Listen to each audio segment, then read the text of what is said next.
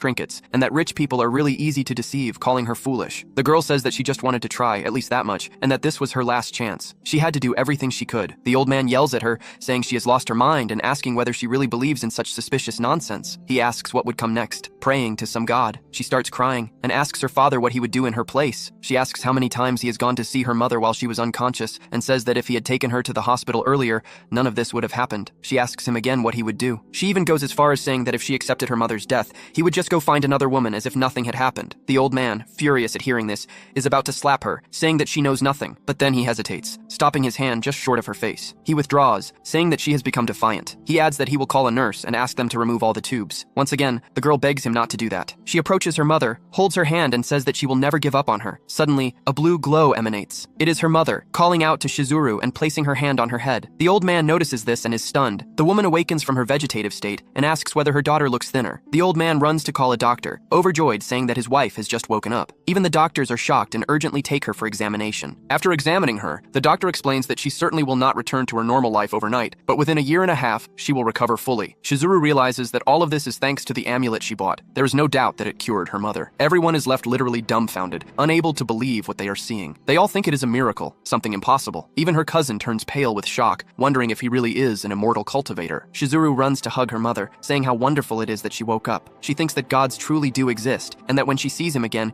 she will have to repay him somehow. The scene shifts once more to a house. It is Yaimori, relieved that he has finished moving in. This is the first step toward returning to the Liyue continent. As for those who betrayed him, he will absolutely never forgive those damn traitors. But first, he must reach cultivation stage 11. To do that, he will need to find spiritual sources of rare materials. He tells all those traitors to wait, because soon they will die. Yamori was lying down, thinking about the spiritual energy of this world and how it was disappearing. If that continued, he would no longer be able to cultivate. To overcome this situation, he needed to find a place or an item that still contained a large amount of energy. He thought that spiritual materials or spiritual sources would fit that requirement. Even so, he could hardly believe that silver heartgrass was actually growing so well in the garden of his house. He explains that this item is one of the spiritual materials. Unlike ordinary herbs, spiritual materials are used to refine elixirs that increase a cultivator's level. If he uses the fruit of the silver heart grass to make Kai gathering pills, he could reach cultivation level 2. However, if he acts carelessly, it could cause many problems for him and even delay his progress. There is no way to know when something might go wrong, so he should start training right away. Shortly afterward, in another part of the city, Yamori was selling his talismans in the city center. He thought that the ingredients for the key gathering pill were still far too expensive for him. Even if he sold all his talismans, it would still be too costly. Yamori thought he was selling talismans discreetly, but it seemed that trouble had found him anyway. Those people were here again. He reflected that they were keeping their distance, but he knew they had been watching him all along. Since his third day at the stall, they had been following him. It seemed like some kind of organization, and not